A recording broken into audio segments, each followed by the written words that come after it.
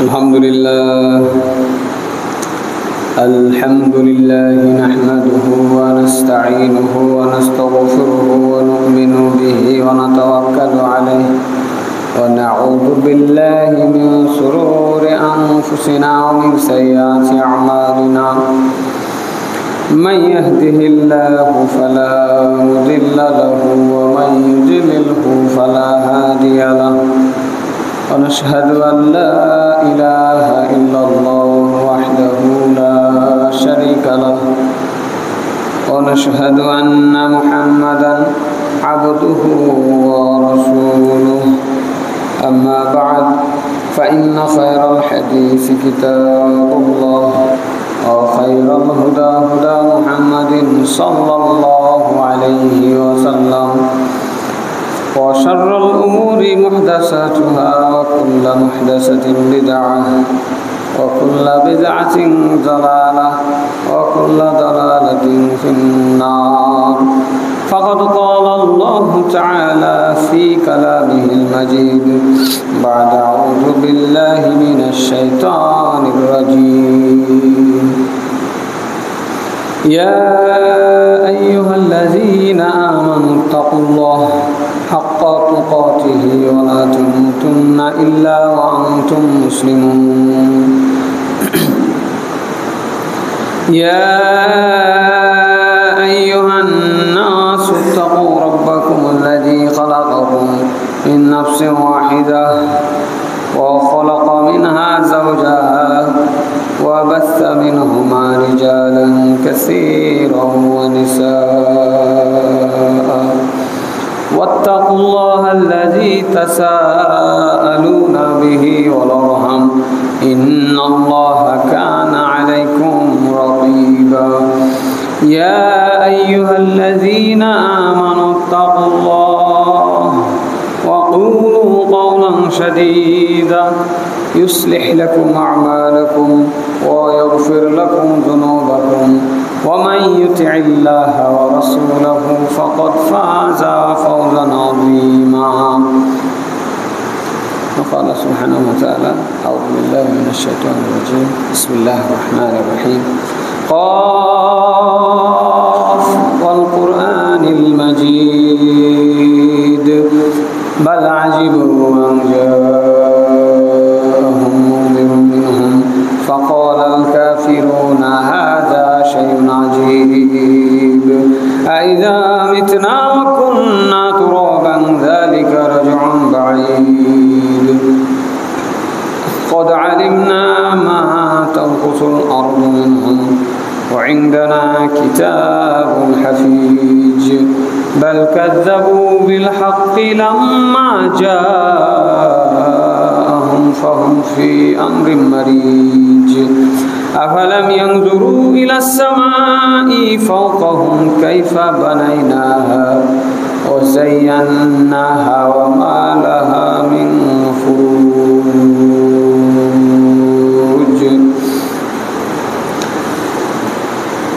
والأرض مددناها وألقينا فيها رواسي وأنبتنا فيها من كل زوج بهيج وقال تعالى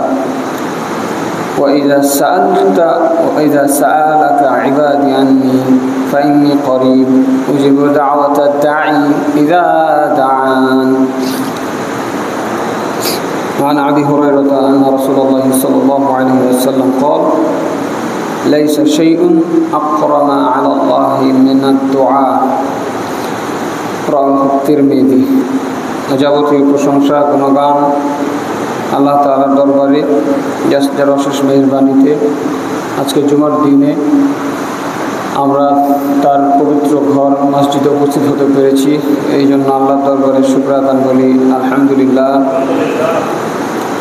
আলহামদুলিল্লাহ হামদান কাসীরান তাইয়িবান মুবারাকান ফীহ যাবতীয় দুরূদ ও শান্তির ধারা বর্ষিত হোক আমাদের শেষ নবী প্রিয় নবী মুহাম্মদ মুস্তাফা সাল্লাল্লাহু আলাইহি ওয়াসাল্লামের উপরে এবং তার পরিবারবর্গ তার সাহাবায়ে কেরাম এবং যারা কিয়ামত পর্যন্ত ইখলাসের সাথে একনিষ্ঠতার সাথে তার অনুসরণ করছে এবং করবে, তাদের সকলের উপরে দয়া এবং শান্তি বর্ষিত হোক, আল্লাহুম্মা আমিন। আমরা একটি অতীব গুরুত্বপূর্ণ বিষয় নিয়ে আলোচনা করেছিলাম গত জুমায়, দোয়া। আল্লাহ সুবহানাহু ওয়া তাআলাকে ডাকার একটি মাধ্যম হচ্ছে দোয়া, এবং আল্লাহ রাব্বুল আলামিন এই দোয়াকে তার ইবাদতের সাথে শামিল করেছেন, তার ইবাদতকে দোয়া হিসাবে অভিহিত করেছেন, দোয়াকে তার ইবাদত হিসাবে অভিহিত করেছেন। আমরা বিষয়গুলো জেনেছি। রাসূল সাল্লাল্লাহু আলাইহি ওয়াসাল্লাম বলেছেন, আদ-দুআ হুয়াল ইবাদাহ, দোয়াই হচ্ছে ইবাদত। আল্লাহ রাব্বুল আলামিন বলছেন, ওয়াকালা রাব্বুকুম উদউনি আস্তাজিব লাকুম ইন্নাল্লাযীনা ইস্তাকবিরুনা আন ইবাদাতি সায়াদখুলুনা জাহান্নামা দাখিরিন। তোমরা আমার কাছে দোয়া করো, আমি তোমাদের দোয়াতে তোমাদের ডাকে সাড়া দিব। নিশ্চয়ই যারা আমার ইবাদত করার ব্যাপারে অহংকার পোষণ করে, আমি তারা অচিরেই লাঞ্ছিত অবস্থায় জাহান্নামে প্রবেশ করবে। এরপরে আল্লাহ রাব্বুল আলামিন তাকে স্মরণ করার বিষয়গুলিও অত্যন্ত গুরুত্বের সাথে বলেছেন, উযকুরুনি, আমাকে স্মরণ করো। তিনি নির্দেশ দিয়েছেন মানুষ যেন রবকে স্মরণ করে। কাজে দোয়া করা যেমন ফরজ, রবকে স্মরণ করাও তেমনি ফরজ। যে দোয়া এবং জিকির, মূলত এই দুইটি বিষয়ের জন্যই আল্লাহ রাব্বুল আলামিন আমাদেরকে এই দুনিয়াতে সৃষ্টি করেছেন। বিগত জুমায় আমরা বিষয়গুলো মোটামুটিভাবে জেনেছি এবং বুঝেছি। আজকে আমি দোয়া যে কতটা গুরুত্বপূর্ণ একটি ইবাদত, এই ব্যাপারে আল্লাহ তাআলা এবং তার রাসূল মুহাম্মদ সাল্লাল্লাহু আলাইহি ওয়াসাল্লামের বাণী থেকে আরও কিছু পয়েন্ট আমি উদ্ধৃত করার চেষ্টা করব ইনশাআল্লাহ। ওয়া তাওফীকি ইল্লা বিল্লাহ। রাসূল সাল্লাল্লাহু আলাইহি ওয়াসাল্লাম বলেছেন, আফদালুল ইবাদাতিদ দুআ। এই পৃথিবীতে যত ইবাদত আছে, সকল ইবাদতের মধ্যে সবথেকে উত্তম ইবাদত হলো দোয়া। হাকিম হাদিস নাম্বার 1805। এছাড়াও রাসূল সাল্লাল্লাহু আলাইহি ওয়াসাল্লাম আরও বলেছেন, লাইসা শাইউন আকরামা আলাল্লাহি তাআলা মিনাদ দুআ। আল্লাহ সুবহানাহু ওয়া তাআলার কাছে দুয়ার থেকে বেশি সম্মানিত জিনিস, উত্তম জিনিস আর কিছু নাই। বলুন সুবহানাল্লাহ। কথাগুলো একটা আরেকটার পরিপূরক, একটা কথা আরেকটা কথাকে শক্তিশালী করে। দোয়া ইবাদত, দোয়া হচ্ছে ইবাদতের মূল, দোয়া হচ্ছে উত্তম ইবাদত। দোয়া আল্লাহর কাছে সব থেকে বেশি সম্মানের জিনিস। 4টা হাদিস প্রমাণ করে যে দোয়া কতটা গুরুত্বপূর্ণ জিনিস। এরপরে দেখেন যে আয়াতটি আমরা গত সপ্তাহে বুঝেছিলাম, ওয়াকালা রাব্বুকুম উদউনি আস্তাজিব লাকুম। তোমাদের রব বলে দিয়েছেন যে আমার কাছে দোয়া করবে, আমি তোমাদের দোয়ায় সাড়া দিব। এর পরের যে আয়াতটি তিনি বলছেন, ইন্নাল্লাযীনা ইস্তাকবিরুনা আন ইবাদাতি, যারা আমার ইবাদত করার ব্যাপারে অহংকার পোষণ করবে, সায়াদখুলুনা জাহান্নামা দাখিরিন, আমি তাদেরকে জাহান্নামে অপমানজনক অবস্থায় নিক্ষেপ করব। বলুন নাউজুবিল্লাহ। তাহলে এই পয়েন্ট থেকে বোঝা যাচ্ছে যে দোয়া না করা, ইবাদতে সীমালঙ্ঘন করা, ইবাদতের ব্যাপারে নিজেকে গাফেল রাখা, এটি হলো অহংকারের শামিল। কাজেই দোয়া করাটা হলো উত্তম, আর দোয়া না করাটা হলো অহংকার। আল্লাহ আমাকে সৃষ্টি করেছেন, আল্লাহ আমাকে খেতে দিয়েছেন, রিজিক দিয়েছেন, আরও অসংখ্য নাজ নিয়ামত ভর্তি করে দিয়েছেন এই পৃথিবী জুড়ে। আর আমি যদি আল্লাহর কাছে না চাই, এটি অহংকার নয় কি? বলেন, এটি অহংকার নয়? মানুষ হয়ে মানুষ যদি মানুষের কাছে না চায়, তো মানুষকে দিতে চায় না, দেয় না, চাইলে দেয় না। এমনকি একটা কথা প্রচলিত আছে যে সন্তান না কাঁদলে মাও তাকে খেতে দেয় না। হ্যাঁ, আছে না? সন্তানের খাওয়ার প্রয়োজন হয়েছে, তাকে কাঁদতে হবে, কান্নার মাধ্যমে বুঝাইতে হবে যে আমার কিছু দরকার।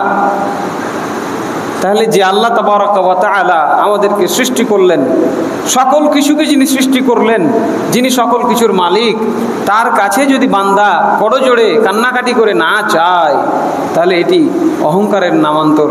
কাজেই আমরা যদি আল্লাহর কাছে কান্নাকাটি করে দোয়া করতে পারি, তাহলে এটি আমাদের হৃদয়কে অহংকার থেকে মুক্ত করে রাখবে। বলুন আলহামদুলিল্লাহ।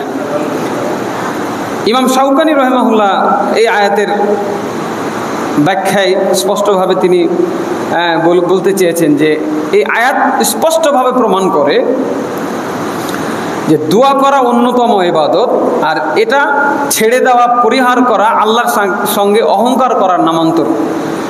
এই অহংকারের চেয়ে নিকৃষ্ট কোনো অহংকার হতে পারে না।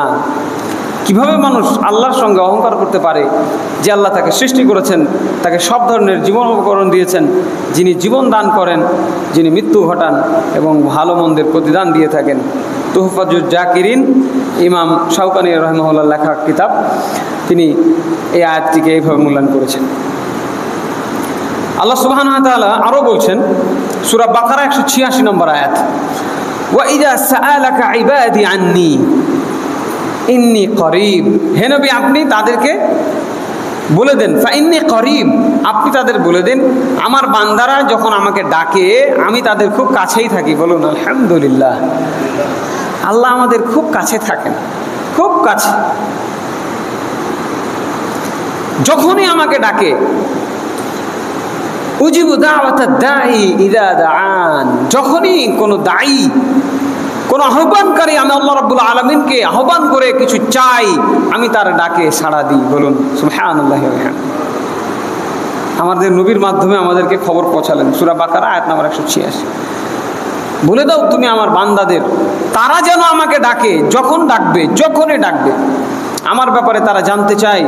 বলে দাও আমি খুব কাছেই থাকি, যখনই আমাকে তারা ডাকে তখনই আমি তাদের ডাকে সাড়া দিয়ে থাকি। অপর এক আয়াত আল্লাহ রাব্বুল আলামিন সূরা নামলের 62 নম্বর আয়াত তিনি বলছেন, আম্মা ইউজিবুল মুদ্দারর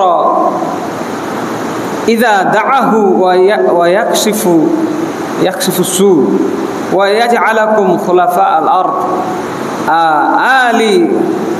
আলিহুম মা আল্লাহ কালিলাম মা তাযাক্কারুন। কত চমৎকার একটি কথা। আমি আল্লাহ সুবহানাহু ওয়া তাআলা ছাড়া এই বিশ্ব ব্রহ্মাণ্ডে আর কে আছে যারা আল্লাহর মতো করে আল্লাহর ডাকে, আল্লাহ যেভাবে দুয়ার কবুল করে থাকেন, বান্দার ডাকে যেভাবে সাড়া দিয়ে থাকেন, এই বিশ্ব ব্রহ্মাণ্ডে আর কে আছে যিনি সেভাবে বান্দার ডাকে সাড়া দিয়ে থাকেন? এরপর আল্লাহ মানুষকে লক্ষ্য করে বলছেন, এই মানুষের কি আল্লাহ ছাড়া আর কোনো এলা আছে? আর কোনো মাবুদ, দ্বিতীয় কোনো আল্লাহ কি এই বিশ্ব ব্রহ্মাণ্ডে আছে? নাই। তাহলে আর কে আছে যিনি মানুষের কষ্ট, দুঃখ, দুর্দশা দূর করতে পারে? মানুষ খুব অল্পই পরামর্শ গ্রহণ করে। এখানে আল্লাহ পরামর্শ দিচ্ছেন, আমার কাছে চাও আমি তোমাদেরকে দিব। আর তিনি আবার দুঃখ করে বলছেন, আর কে আছে এই বিশ্ব ব্রহ্মাণ্ডে যে তোমাকে দিতে পারে, তোমার বিপদ উদ্ধার করতে পারে, তুমি তার কাছে চাও। বলি নাই, গত সপ্তাহে বলি নাই যে মানুষ আল্লাহর বিশেষণ ভুল করে মানুষের উপরে চাপিয়ে দিয়ে বিশেষায়িত করে বলছে গাউসুল আজম আব্দুল কাদের জিলানী রাহিমাহুল্লাহ। এটি ভুল। এই ভুল থেকে ফিরে আসতে হবে। আল্লাহ তাআলা আক্ষেপ করেছেন বান্দার প্রতি, এই বিশ্ব ব্রহ্মাণ্ডে আর কে আছে গো যে আমার মতো করে ডাক শুনতে পারে, বান্দার কষ্ট দূর করতে পারে? হ্যাঁ, আমরা যদি বলি ইয়া গাউসুল আজম আব্দুল কাদের জিলানী রাহিমাহুল্লাহ, আপনি আমাকে একটা সন্তান দান করেন, আল্লাহর আরশ কেঁপে উঠবে, আল্লাহ রাগান্বিত হবেন। ওই বান্দার কাছে তুমি চাইছো, আমি আল্লাহ তোমার ডাকে সাড়া দেওয়ার জন্য বসে আছি। আল্লাহ অপেক্ষমান বান্দার জন্য, যে বান্দা আমার কাছে চাইবে আমি তাকে দিব। সেখানে আল্লাহর কাছে বাদ দিয়ে মানুষের কাছে চায়। পীর, দরবার, দরগা, মাজার, হ্যাঁ, খানকা, এই সমস্ত জায়গায় গিয়ে মানুষ চায়, মানত করে, অর্থ করি টাকা পয়সা সেখানে গিয়ে তারা খরচ করে। লা হাওলা ওয়ালা কুওয়াতা ইল্লা বিল্লাহ। মানুষ টাকা পয়সা খরচ করে বিশাল বহর নিয়ে যায় এই সমস্ত জায়গাগুলোতে, অথচ রাসূলুল্লাহ সাল্লাল্লাহু আলাইহি ওয়াসাল্লাম বলেছেন লা তাসুদ্দুর রিহাল ইল্লা ইলা সালাসাতি মাসাজিদ। 3টি মসজিদ ছাড়া কোনো মসজিদ ভ্রমণের জন্য বাহন প্রস্তুত করা যাবে না। এই মাজারগুলোতে গেলে উপকার হয়, এই মাজারগুলোতে গেলে নেকি হয়, এই মাজারগুলোতে গেলে ভালো আমল হয়, এই কথা বলাই হারাম। কারণ আল্লাহ রসুল বলে দিয়েছেন 3টা মসজিদ ছাড়া কোথাও বাহন সাজিয়ে নিয়ে যাওয়া যাবে না। এমনি প্রয়োজনে গেছেন, দেখলেন বাহ কত সুন্দর একটা মসজিদ, ঠিক আছে, আলাদা হিসাব।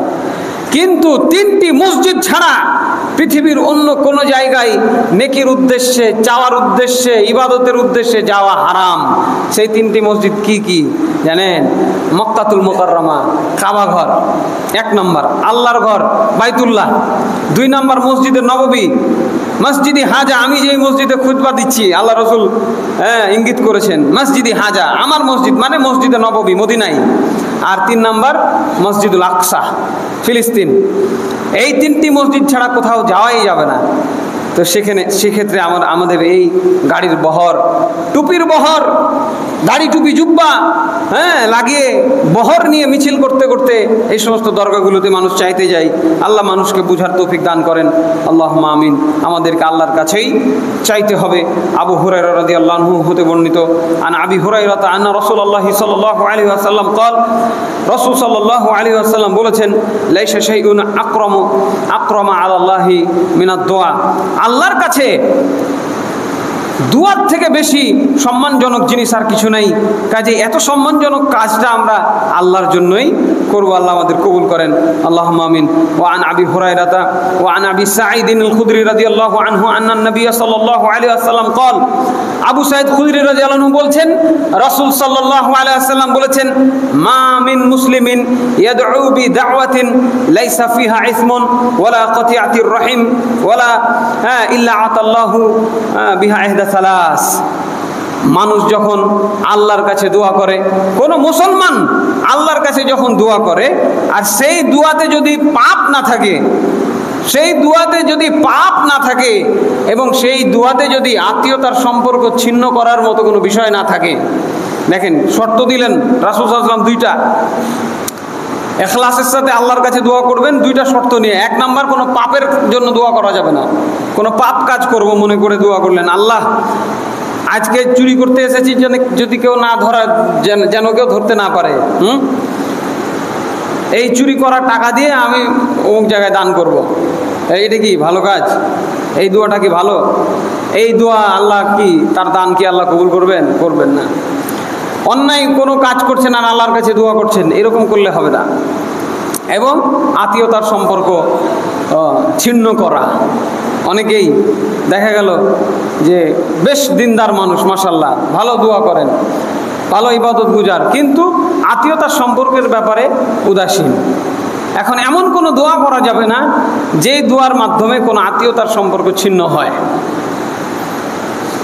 আল্লাহ তুমি আমাকে একবার খালি বিদেশে নিয়ে যাও, তারপর কোনো আত্মীয় স্বজনের সাথে আর জীবনে চলবো না। টাকা চাইতে গেছিলাম, দেয়নি, যে কোনো কারণে হইতে পারে, রাগ করেছেন, এরকম বুঝে নিতে হবে কি কি উদাহরণ আপনার জীবনে রয়েছে। এমন দোয়া করছেন যার মাধ্যম দিয়ে আপনি কোনো আত্মীয়তার সম্পর্ক ছিন্ন করতে চান, এইটা হলে হবে না। তাহলে কি হবে? 3টির 1টি আল্লাহ তাকে অবশ্যই দিবেন। নাম্বার 1, ইম্মা ইয়াজআলা লাহু দুআতাহু, হয় আল্লাহ তাআলা তার দোয়াটা খুব দ্রুত কবুল করে নেবেন। নাম্বার 2, ওয়া ইম্মা ইয়াদাখিরাহা লাহু ফিল আখিরাহ, না হলে এই দোয়ার একটা প্রতিদান আল্লাহ তাআলা আখিরাতে তার জন্য জমা করে রেখে দিবেন। বলুন আলহামদুলিল্লাহ। হয় তিনি দুনিয়াতে তাকে যেটা তিনি চাচ্ছেন সেটা দিবেন, আর না হয় এটার প্রতিদান আল্লাহ তাআলা আখিরাতে তাকে দেওয়ার জন্য জমা করে রাখবেন, আল্লাহর অ্যাকাউন্টে আল্লাহ লিখে রেখে দিবেন। অথবা ওয়া ইম্মা আই ইয়াসরিফ আনহু মিন সুই মিসলাহা, অথবা সে যে পরিমাণ দোয়া করেছিল ঠিক সেই পরিমাণ কোনো বিপদ আল্লাহ তার থেকে সরিয়ে দিবেন। বলুন আলহামদুলিল্লাহ। তাহলে দোয়া মিস যায় না।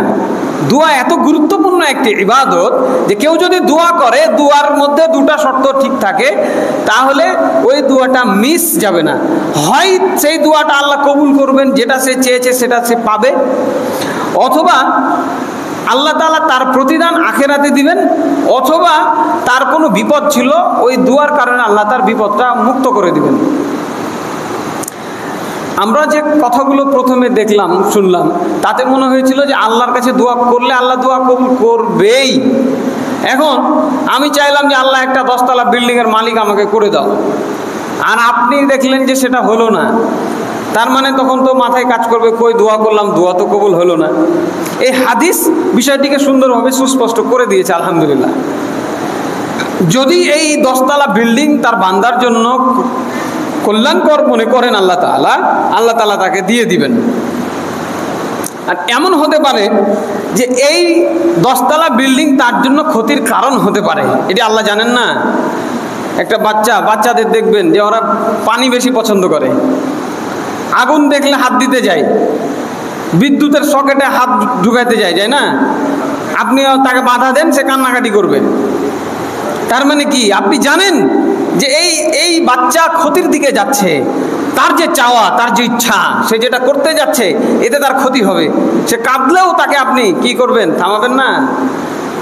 কারণ ছেড়ে দিলে যে কান্না হবে, সে কান্না তো আর থামাতে পারবেন না, একটু পরে সে কাঁদছে, থেমে যাবে। কিন্তু যদি আপনি তার কান্না শুনে যা তুই আগুনে হাত দে, তাহলে কি হবে, তার কান্না দীর্ঘস্থায়ী হবে না। কাজেই সে কাঁদুক, তারপরেও আমরা কি করি, তাকে সেখানে যেতে বাধা দেই। একইভাবে বান্দা আল্লাহর কাছে চাইছে, করজোড়ে কান্নাকাটি করে চাইছে, কিন্তু আল্লাহ তাআলা জানেন যে এইটাতে তার ক্ষতি হবে, তাই আল্লাহ তাকে দিবেন না। এই না দেওয়ার মাধ্যমেই তার দোয়াটা কবুল করা হইল। কথা বুঝছেন? প্লেনের টিকিট করেছেন, আপনি বিদেশে যাচ্ছেন, আল্লাহ ঠিক মতো আমাকে বিদেশে পৌঁছায় দিও, খুব দোয়া করলেন, যাইতে যাইতে দেখলেন যে রাস্তায় জ্যাম লেগে গেছে, যাইতে যেতে দেখছেন যে আপনার প্লেন উড়ে চলে গেছে। হ্যাঁ, কথা বুঝেননি? আপনি কি বলবেন? হতাশ, আমার দোয়া তো কবুল হলো না। বাড়ি ফিরছেন মনে দুঃখ নিয়ে, রাস্তাতেই আপনি মোবাইল হাতে নিয়ে খবর দেখছেন, যেই প্লেনে আপনি যাওয়ার জন্য এত উদ্গ্রীব ছিলেন, উদ্বিগ্ন ছিলেন, সেই প্লেনটি ক্রাশ করেছে, যতগুলো যাত্রী ছিল সবাই মারা গেছে। এখন কি বলবেন? বলবেন না আলহামদুলিল্লাহ? বলবেন না যে আল্লাহ আমাকে রক্ষা করেছেন? তখনই আপনি বুঝবেন যে হ্যাঁ, আমার এই দোয়াটা আল্লাহ তাআলা কবুল করেছেন। অথবা আপনি সেই প্লেনে গেলেন, মারা গেলেন, আপনার আত্মীয় স্বজন কি বলবে? কি দোয়া করবে না যে যদি না যাইতো কত না ভালো হইতো? এই যে চাওয়া, মানুষ অনেক সময় বুঝে না যে তার ভালো মন্দের জ্ঞান কে? আল্লাহর কাছে আছে। কাজে সব কিছুই দৃশ্যমান, সকল কিছুই যে বান্দার জন্য ভালো এটি নয়, বরং আল্লাহ রাব্বুল আলামিনই জানেন বান্দার জন্য কোনটি ভালো এবং কোনটি মন্দ। দ্বিতীয় যে বিষয়টি বললাম, আল্লাহর কাছে জমা থাকবে। হ্যাঁ, আমরা অনেক সময় অনেক টাকার মালিক হই, তারপর সেই টাকা নিয়ে দেখা গেল যে ডাকাইতের হাতে পড়লাম, সব সম্পদ আমার চলে গেল না। তাহলে আমি যদি বিশ্বস্ত একজনের কাছে জমা রাখতাম, আমার এমন কারো কাছে যেখানে রাখলে আমি আমানতের সাথে সেটা ফেরত পাবো, হ্যাঁ, মনটা এমন চাইবে না যে হাই যদি এরকম কারো কাছে রাখতে পারতাম, তাহলে টাকাগুলো আমার থাকতো। আল্লাহ রাব্বুল আলামিন সব থেকে আমানতদার। আমরা যদি দোয়া করি আল্লাহর কাছে, তিনি আমাদের প্রতিদান যদি দুনিয়াতে না দিয়ে আখিরাতে জমা রাখেন, এটি কি আমাদের জন্য স্থায়ী পাওনা হলো না? এটি আমাদের জন্য স্থায়ী পাওনা। এরপরে যে পয়েন্টটি বললেন যে কোনো বিপদ থেকে তাকে উদ্ধার করা হবে। সরাসরি দোয়া কবুল হইল না এর অর্থ এই নয় যে দোয়া কবুল হইল না। কোনো বিপদ থেকেও যদি আমি বেঁচে যাই, তাহলে সেটিও আমার জন্য আল্লাহর পক্ষ থেকে দোয়া কবুল করা হয়েছে বলেই আমাদেরকে বিশ্বাস রাখতে হবে। আল্লাহ রাব্বুল আলামিন বান্দাকে খালি হাত ফিরিয়ে দিতে লজ্জা পান। রাসূল সাল্লাল্লাহু আলাইহি ওয়াসাল্লাম বলছেন, ইন্না রাব্বাকুম তাবারাকা ওয়া তাআলা হাইয়ুন কারীম। নিশ্চয় আল্লাহ রাব্বুল আলামিন মহা সম্মানিত সত্তা, তিনি চিরঞ্জীব, তিনি সম্মানিত সত্তা, তিনি অতীব লজ্জাশীল। সুবহানাল্লাহ বলবেন না? আল্লাহ লজ্জা পান কখন? ইয়াস্তাহি মিন আবদিহি ইযা রাফা'a ইয়াদাইহি ইলাইহি আই ইয়ারুদ্দাহুমা সিফরান। কোন বান্দা যদি আল্লাহর কাছে হাত তুলে দোয়া করে, কথাটা বুঝেন, কোন বান্দা যখন আল্লাহর কাছে হাত তুলে দোয়া করে, আল্লাহ গো তুমি আমাকে এই বিপদ থেকে উদ্ধার করো, আল্লাহ লজ্জা পান যে তার হাতটা খালি হাতে ফিরিয়ে দিবেন। বলুন সুবহানাল্লাহ। এই গল্প শোনাই নেই যে আল্লাহর কাছে চাও তোমরা বিপদে পড়ে, তিনজন মানুষ পাহাড়ের গুহায় আটকা পড়ে দোয়া করে আল্লাহর কাছে চাইলেন, আল্লাহুম্মা ইন কুনতা তা'লাম আন্নী ফাআলতু যালিকা ইবতিগা ওয়াজহিক ফাফরুজ লানা ফুরজাতান। আমি যদি তোমার সন্তুষ্টির জন্য এই আমলগুলো করে থাকি, তুমি যেহেতু জানো আজকে এই বিপদ থেকে আমাদের উদ্ধার করো, পাথর সরিয়ে দাও। সাথে সাথে আল্লাহ তাআলা পাথর সরিয়ে দিয়েছেন। দোয়া আল্লাহর কাছে এইভাবে করতে হবে। ইচ্ছা থাকতে হবে যে দোয়াটা কবুল হোক, আশা থাকতে হবে যে দোয়াটা কবুল হবে, ভয় থাকতে হবে যে আল্লাহ হয়তো কোনো কারণে আমার উপরে রাগ করে আছেন। হ্যাঁ, আল্লাহর কাছে করজোরে চাইতে হবে, তাহলে আল্লাহ তাআলা দিবেন। এবং তিনি দিবেন তো দিবেন, খালি হাত ফিরিয়ে দিতে তিনি কি করেন? লজ্জা বোধ করেন। হতভাগা মুসলমান, তাহলে কিভাবে আমরা আল্লাহকে বাদ দিয়ে গয়রুল্লাহর কাছে চাইতে পারি? আবু দাউদ হাদিস নাম্বার 1493। এরপরে وعن أبي هريرة قال قال رسول الله صلى الله عليه وسلم, আবু হুরায়রা রাদিয়াল্লাহু আনহু থেকে বর্ণিত, রাসূল সাল্লাল্লাহু আলাইহি ওয়াসাল্লাম বলেছেন, মান লাম ইয়াদুল্লাহ গাদিবাল্লাহু আলাইহি। কেউ যদি আল্লাহর কাছে দোয়া না করে, কেউ যদি আল্লাহকে না ডাকে, কেউ যদি আল্লাহর কাছে না চায়, প্রার্থনা না করে, আল্লাহ তার উপরে রাগ করেন। নাউজুবিল্লাহ বলবেন না? দোয়া করলে কি লাভ আমরা দেখলাম, দোয়া না করলে কি বিপদ। আল্লাহ তার উপরে রাগ করেন, গাদিবাল্লাহু আলাইহি। আরো উপরে একটি রিওয়ায়াতে আসছে, মাল্লাম ইয়াসআলিল্লাহ ইয়াগদুব আলাইহি। কেউ যদি আল্লাহর কাছে না চায়, আল্লাহ তার উপরে রাগ করেন, গজব নাজিল করেন, ক্রোধান্বিত হন। সূরা ফাতিহাতে 17 রাকাত ফরজ নামাজে আমরা, আর নফল তো আছেই, আমরা আল্লাহর কাছে কি দোয়া করি? ইহদিনাস সিরাতাল মুস্তাকিম সিরাতাল্লাযীনা আন'আমতা আলাইহিম গায়রিল মাগদুবি আলাইহিম ওয়ালাদ-দাল্লিন। আমিন বলি না? মাবুদ গো, তুমি আমাকে সহজ সরল পথে পরিচালিত করো, ওই লোকদের পথে যারা নিয়ামত প্রাপ্ত হয়েছে, যারা হেদায়েত প্রাপ্ত, তাদের দলে তুমি আমাদেরকে শামিল করো, তাদের রাস্তা আমাদেরকে দেখাও, তাদের রাস্তা দেখায়ও না যারা পথভ্রষ্ট এবং ক্রোধ নিপতিত, মাকদুব যারা, তাদের পথে তুমি নিয়ে যাও না। তাহলে এখানে কি বললেন আল্লাহ রাসূল? কি বললেন? যারা দোয়া করে না এরা মাকদুব, নাউজুবিল্লাহ, এরা অভিশপ্ত। যারা আল্লাহর কাছে দোয়া করবে না, চাইবে না, এরা সবাই অভিশপ্ত। হ্যাঁ, তিরমিজি হাদিস নাম্বার 3373। এরপরে দোয়ার আরো একটি গুরুত্বপূর্ণ দিক আছে। দোয়া করলে আমাদের আয়ু বৃদ্ধি পায়। রাসূল সাল্লাল্লাহু আলাইহি সাল্লাম বলছেন, তিরমিজির হাদিস, লা ইয়ারুদ্দুল কদা, তাকদীরের কোনো পরিবর্তন নাই। আল্লাহ তাআলা যা নির্ধারণ করেছেন তাই হবে, কম হবে না, বেশি হবে না। তবে ইল্লা দোয়া ব্যতীত, একজন মানুষের তাকদীরে খারাপ কিছু যদি থাকে তো সেটা খারাপটাই হবে, চেঞ্জ হবে না। কিন্তু কেউ যদি দোয়া করে, আল্লাহ রাব্বুল আলামিন তার মন্দটা কেটে দিয়ে ভালো একটা কিছু লিখে দেবেন। বলুন আলহামদুলিল্লাহ। তাকদীর পরিবর্তন হয় না দোয়া ব্যতীত। দোয়া এতটা গুরুত্বপূর্ণ একটি ইবাদত, যে ইবাদতের মাধ্যমে একজন মানুষের তাকদীর পর্যন্ত পাল্টে যেতে পারে।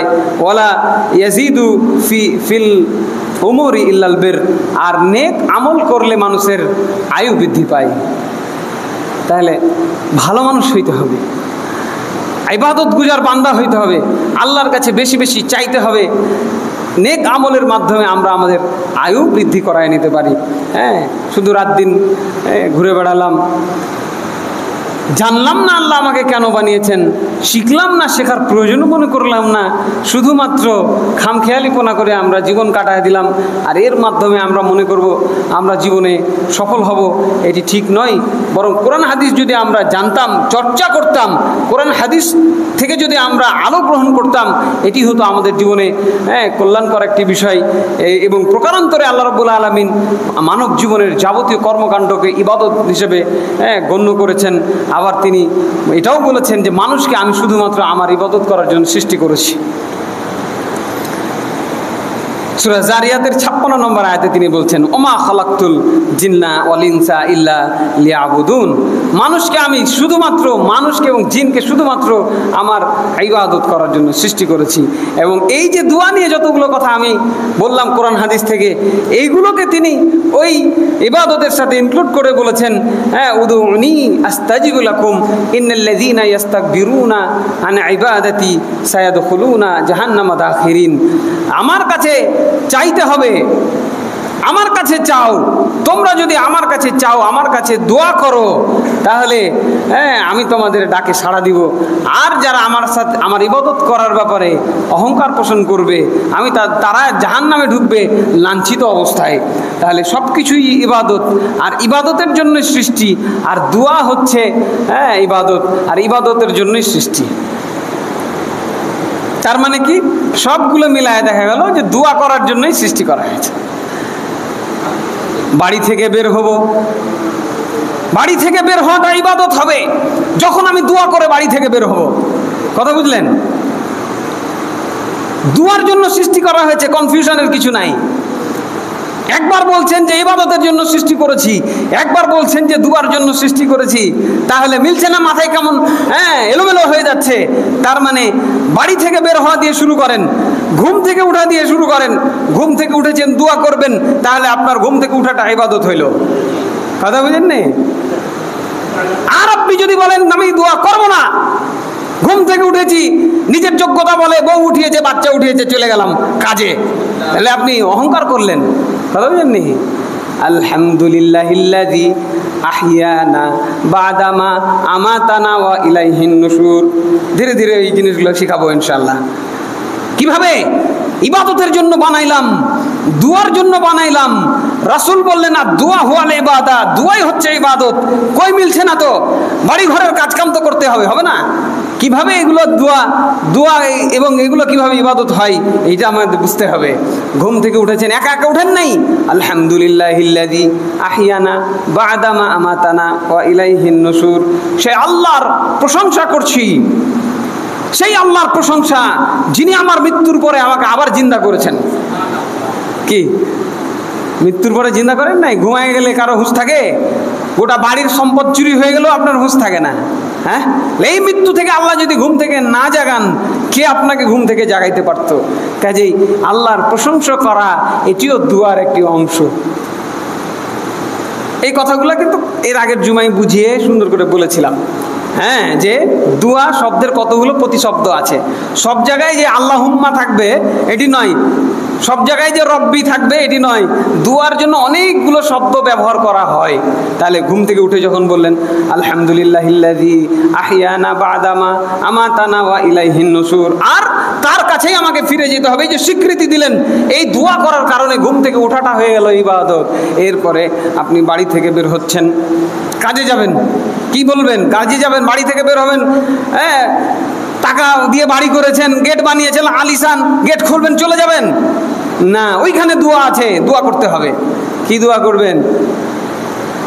বিসমিল্লাহি তাওয়াক্কালতু আলাল্লাহ, আল্লাহর নাম নিয়ে, আল্লাহর উপর ভরসা করে বাড়ি থেকে বের হলাম।